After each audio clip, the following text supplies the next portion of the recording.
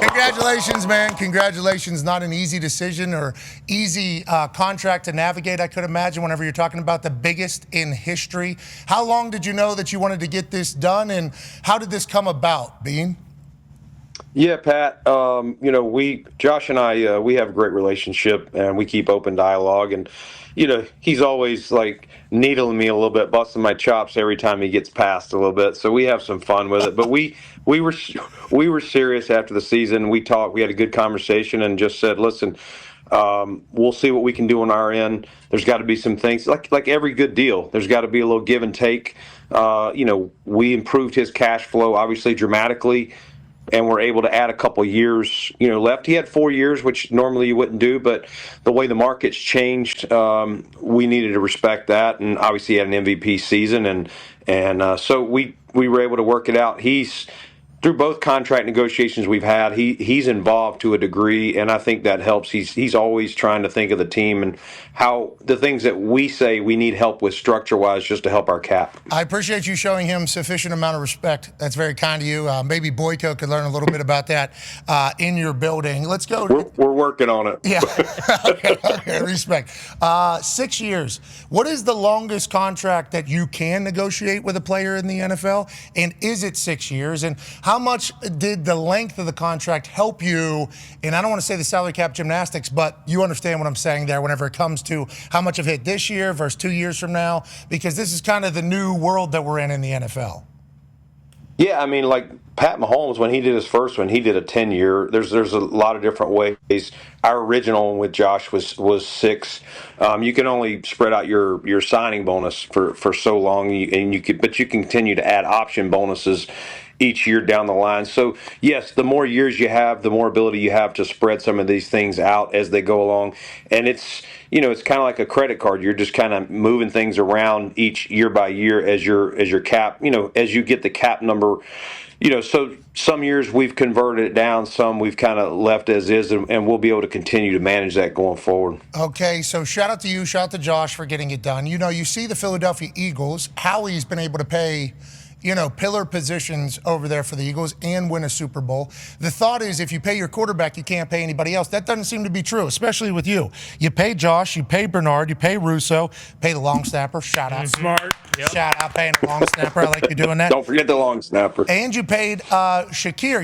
Schefter did forget the long snapper, a little bit of positionism, but is that a myth that I think we've all kind of been running with, that once you pay your quarterback, you can't pay anybody else? And how much does the Eagles' construction of their roster, do you study, or what kind of goes into the current set of where you can allocate cash?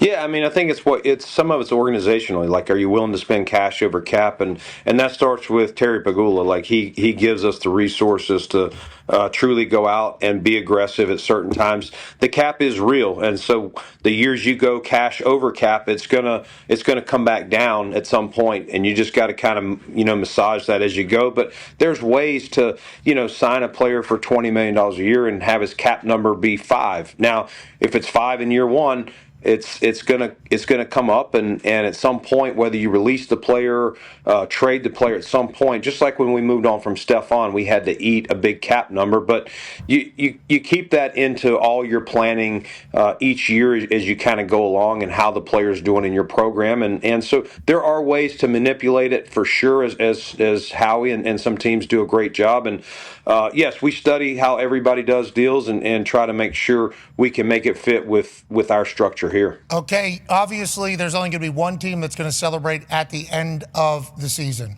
We talked to you down at the Combine. Josh Allen wins an MVP, which is obviously something that I assume the organization is proud of, because Josh has only been with the Bills. But what do you think you're sending? What is the message you think you're sending to your locker room with all these deals? This is a lot of deals, brother. I mean, this is a lot of deals for a very good team with a lot of money being handed out. What do you think the message is, and what do you think the mindset is going into next year? Yeah, the message is what we're about. We want to draft, develop, and re-sign our own. And while we can't do everyone because there is a cap, and sometimes we've had to let some really good players that we've drafted here go on and get contracts elsewhere. But this sends a message to the locker room like, come in, you're drafted here, do everything right, make plays when, whatever position it is, and the Bills will try to re-sign you if they can make it work. And listen, sometimes guys want the most money, and there's nothing wrong with that. It is a business in the end. Sometimes there's guys that, we were able to get some of these deals. They're like, hey, I'm happy here. I like it here. I'd rather, get a number I'm comfortable with than wait another year and test free agency. Okay. Last question for me before the boys have a couple, if that's A-okay. Is Josh Allen not the perfect Buffalo Bill? And re-signing him to a big-time deal and letting him know that is the case feels like a good play. But could you ever imagine Josh Allen playing for another team? It feels like he is the perfect Buffalo Bill. And I assume the entire city and the entire Bills Mafia has sang your praises for getting this done for Josh. Yeah, I mean, Josh, from the day we drafted him, we talked about it like this guy, obviously people had questions about, his talent level and boom or bust type prospect. But as I told him at my opening press conference, Pat, like, when you get to meet this young man, he is Buffalo through and through. He's a lunch pail, grew up on a farm. He's just your kind of guy. He treats, I don't know if you saw at the honors, he's referencing various people in the building, and Slick Rick, our mailman, just all the people that he comes across. And for a guy of the MVP caliber to give praise to not just teammates or coaches, but to some of our staff, it blew Slick Rick away. He ended up getting a car, out of the whole thing. It was a cool deal what one of the local dealerships did. But that's who Josh is through and through. He truly knows, the lunch staff. Again, Slick Rick, all the people in the building. He's not too big for anyone, and that's what Buffalo is. It's the that's what this city. It's the city of good neighbors, and so Josh is that through and through. That's awesome. I'm so thankful and happy to hear a wonderful story like that happening in the city of Buffalo. I traveled through Buffalo numerous times as a high schooler trying to get up to Canada. Sure. And spent a lot of time up in Canada. That's right. A lot of great Canadians up there. Plenty. Shout out to old Canada. My first reaction isn't to boo that, but the Buffalo City, the Buffalo people are a wonderful one. Happy you got your guy locked in. Connor has a question for you. Yeah, Brandon, you mentioned the QB market kind of changing, and how important is it for you just to get the deal done before, that first big deal comes out? People have obviously mentioned Purdy being one of those guys that gets a bunch of money. Did you guys want to kind of get there before, any of the other quarterbacks get a huge deal just so you can reset the market instead of reacting to the market?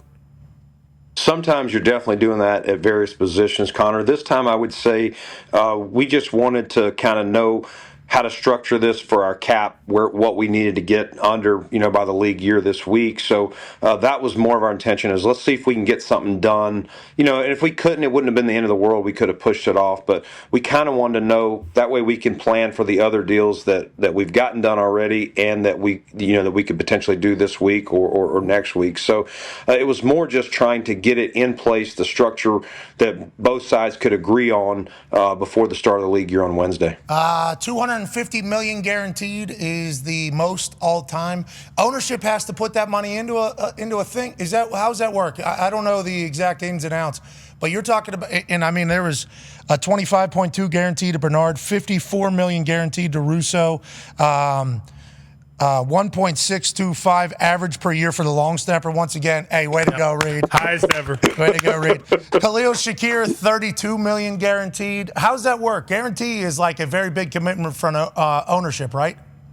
It is. Now, those are total guarantees. You don't have to fund the total guarantees. It's the hard guarantee, like the skill, injury, and cap. So, like Josh's real guarantee or his hard guarantee was 147, but he's got 250 total, which includes injury guarantees. You do not have to fund those. So whatever we don't pay him this year of his hard guarantee, we'll have to fund by next March 31st of that 147, not the 250. And make sure you guys don't go broke. I heard about that stadium. Uh-oh. I heard about that stadium. Hey, heard about We'll take donations for the stadium if you got anything. No, whoa.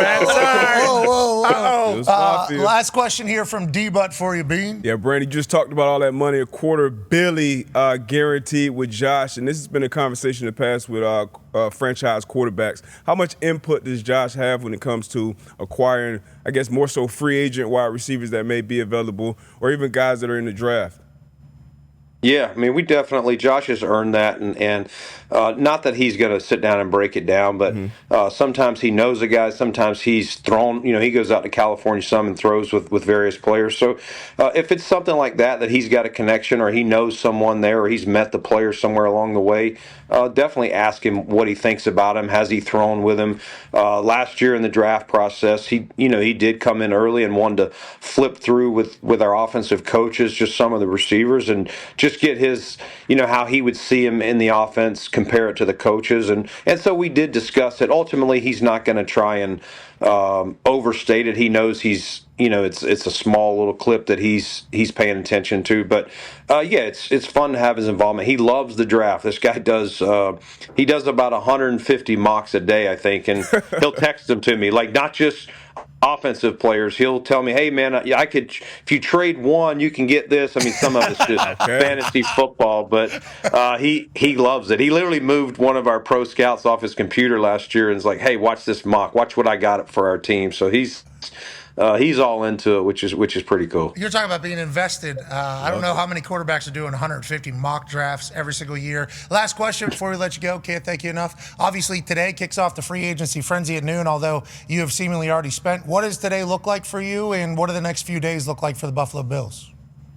Yeah, I mean, you start these conversations around noon, reaching out. We kind of spread it out throughout our staff, scouts, and our cap guys, and so we've kind of, you spread out who's going to call these agents and check and see, do they see a mutual interest on their side of things, a mutual benefit. Obviously, you're going to discuss like where do you see his range. They may ask you where you see it, and you kind of, we meet at various times, or we shoot a text thread of, hey, this guy's going to get this, or we probably wouldn't be able to do that. And so you just kind of something, and sometimes those deals, like you feel like, man, the player would love to come to Buffalo. You think that player is a great fit, and you quickly get on the money and say this works for both sides. And then, some will go into the night, into tomorrow, and that they can drag out just trying to get to their market. They really want to see where it goes. So you never know. You could have a deal at 12:30, or you could be sitting here at 5 o'clock and still be looking for your first deal. So we'll just kind of play that by ear, starting at 12. All right. Well, good luck out there. We appreciate you joining us. Congrats on all the deals, and I assume I'll echo Josh Allen's sentiments. You're so kind, man. Thank you for being so cool to us. We are very appreciative of that. No, I appreciate it. Always good to be on with you guys, and look forward to next time soon. Ladies and gentlemen, he's a sandbagger on the golf course, but he is a hell of a general manager with sufficient amount of respect to everybody that he talks to, including old Boyka. Ladies and gentlemen, Brandon Beane.